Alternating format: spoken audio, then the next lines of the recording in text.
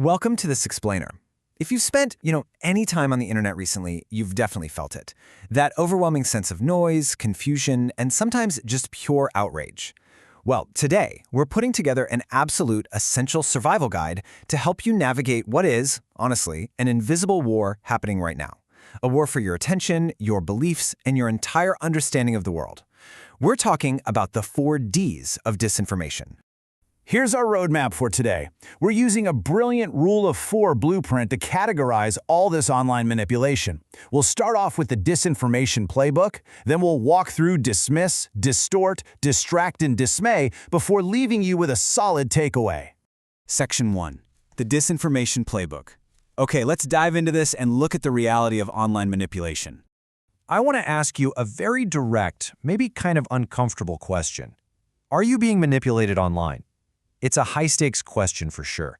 But the realization we all have to come to is that the chaos of the internet isn't random. It's really not just some accident of the algorithm. Very often, it's a deliberate, highly targeted strategy. And well, to defeat a strategy, you first have to actually understand it. To do that, we're relying on the work of our expert guide, Ben Nimmo. He's the director of investigations for a network analysis firm called Graphika. What he and his team have identified is this 4 Ds of disinformation framework. Basically, they've exposed the highly choreographed playbook that's being used against us every single day.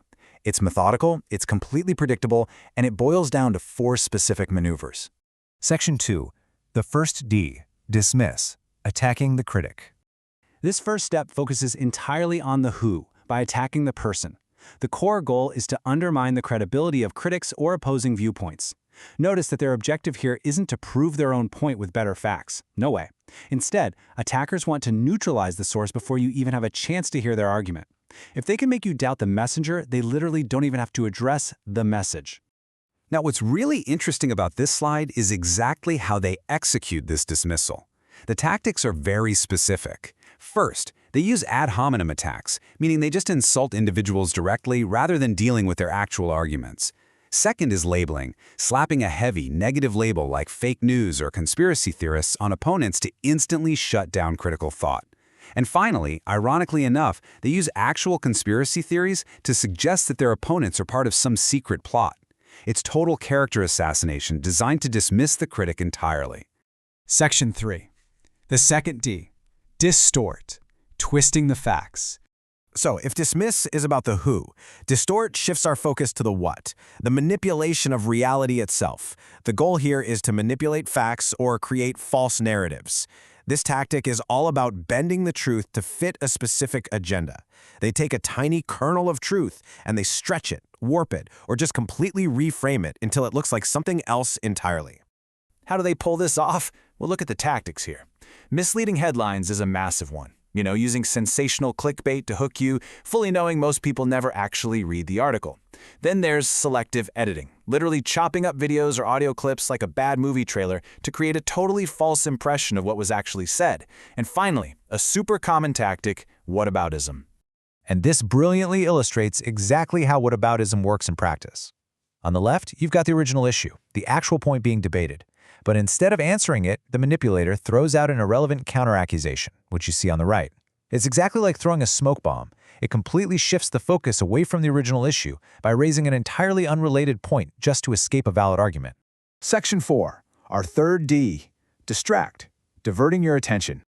Now we shift focus to the where, the strategy of actively diverting your eyes from the truth. The goal is simply to divert attention from the main issue or create confusion.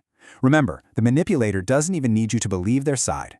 The objective isn't to win a rational argument. It's just to create enough confusion and noise that everybody loses focus, gets exhausted, and gives up on trying to find the truth.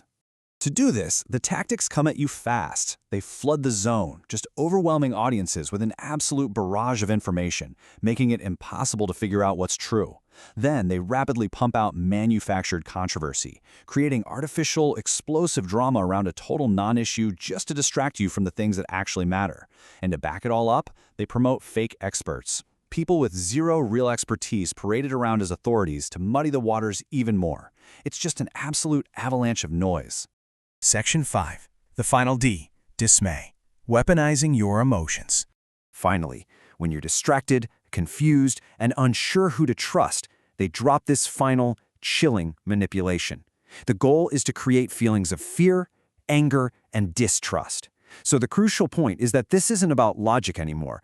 This step is specifically designed to bypass your critical thinking and directly hijack your brain with negative, paralyzing emotions. Because honestly, when you're angry or when you're terrified, you are so much easier to manipulate.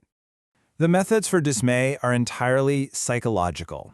They rely heavily on emotional appeals, using highly charged imagery and strong language engineered specifically for outrage.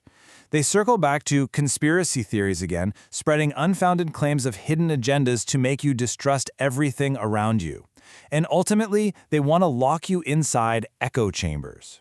Let's move to and see how this builds a completely insulated reality. An echo chamber is essentially an online space where dissenting views are suppressed and only one perspective is amplified. This is the ultimate goal of Dismay, to create an isolated digital environment where all dissent is crushed, your fears are validated, and only a single weaponized perspective survives. Section 6. The takeaway. Your defense arsenal. Here's the really good news.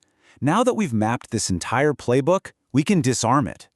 By simply naming these ghosts in the machine, dismiss, distort, distract, and dismay, we strip away their power over us.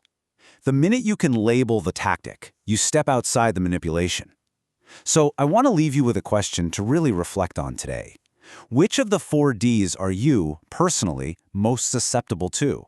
And more importantly, what will you do the next time you spot an echo chamber or a manufactured controversy out there in the wild? You've got the blueprint now. Stay focused, stay curious, and keep learning.